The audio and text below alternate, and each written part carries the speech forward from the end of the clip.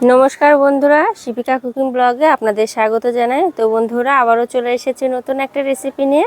আজকের রেসিপিটা হলো আলু ফুলকপি দিয়ে বাঁচা মাছের ঝোল। তো ভিডিওটা শুরু থেকে শেষ পর্যন্ত দেখতে থাকেন আর আমার পাশে থাকেন। আশা করছি রেসিপিটা আপনাদের ভালো লাগবে। তো বন্ধুরা, বাঁচা মাছটা আমি পরিষ্কার করে কেটে ধুয়ে নিয়েছি। এখন লবণ হলুদ দিয়ে মেখে ভেজে নেব।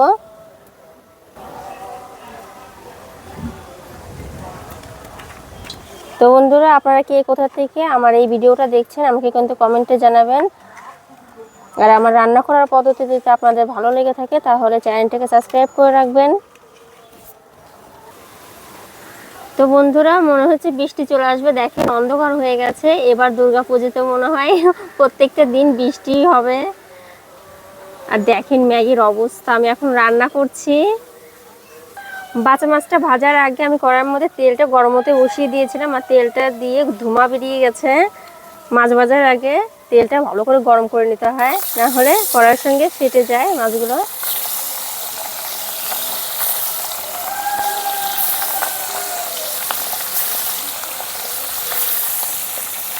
ভেজে নেব মাছগুলো। সেই ঠান্ডা হাওয়া বইছে বন্ধুরা।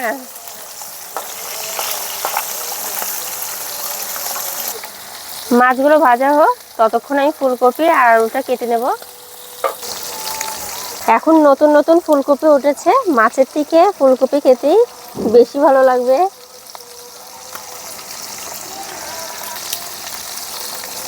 এই যে আমি এইরকম সাইজ করে কেটে নিচ্ছি।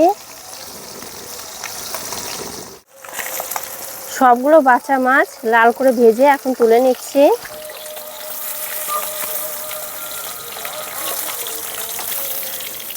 আর দেখেন বন্ধুরা, নদীর বাঁচা মাছ, তার জন্য কিন্তু যতটা কড়াইয়ের মধ্যে প্রথমে তেল দিয়েছিলাম ততটাই আছে। ধরতে গেলে তার থেকে বেশি আছে হয়তো। এখন সম্বারটা দিয়ে নেব। দিয়ে দিচ্ছি একটা শুকনো লঙ্কা, তেজপাতা আর একটু গোটা জিরে। কেটে রাখা আলু আর ফুলকপি দিয়ে দিচ্ছি।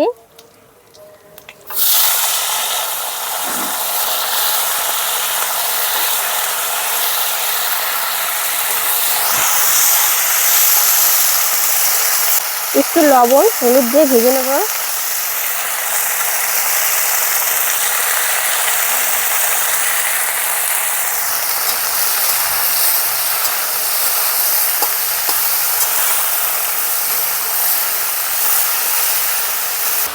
আলু আর ফুলকপিটা আমি ঢাকা দিয়ে ভেজে নিচ্ছি।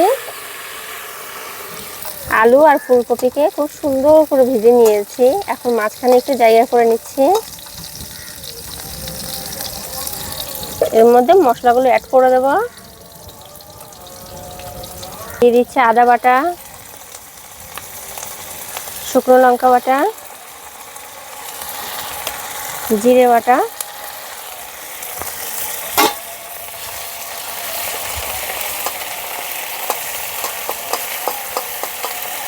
আপনারা যারা আমার ভিডিও দেখেন তারা হয়তো জানেনই যে আমি সব মশলাগুলো পাটাতে বেটে রান্নাটা করি। আমাদের বাড়ি কোনো আত্মীয় স্বজন আসলে আমার রান্না খেলে পরে কিন্তু তারা তৃপ্তি করে খায় সেই রান্নাটা। কারণ পাটায় মশলা বাটার স্বাদই আলাদা হয়। আপনারাও মাঝে সাঝে চেষ্টা করবেন পাটায় বেটে রান্নাটা করার।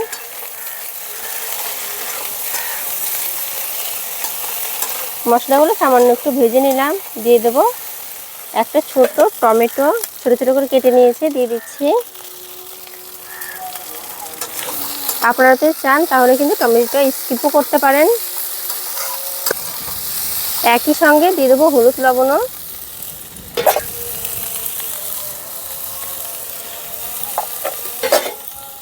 সামান্য একটু জল দিয়ে আবারও কষিয়ে নেব।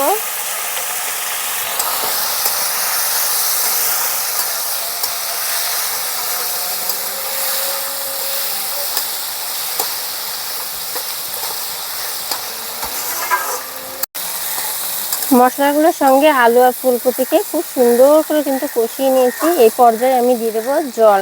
যতটা ঝোল রাখবেন ততটা জল দিয়ে দেবেন। আমি একটু কমই ঝোল রাখবো।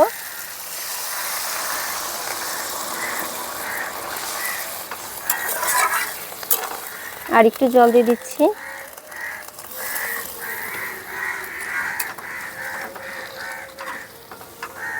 এভাবে একবার রান্না করে খেয়েই দেখবেন, স্বাদটা মুখে লেগে থাকবে।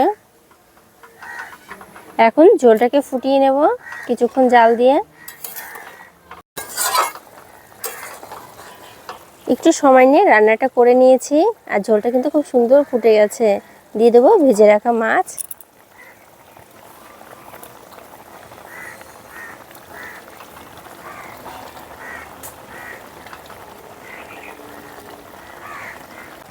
মাছগুলো দেওয়ার পরে ঝোলটা কিছুক্ষণ ফুটিয়ে নিয়েছি।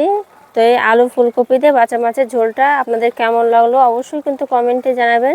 আর এরকম নতুন নতুন রেসিপি পেতে আমার চ্যানেলটিকে সাবস্ক্রাইব করে রাখবেন। ধন্যবাদ।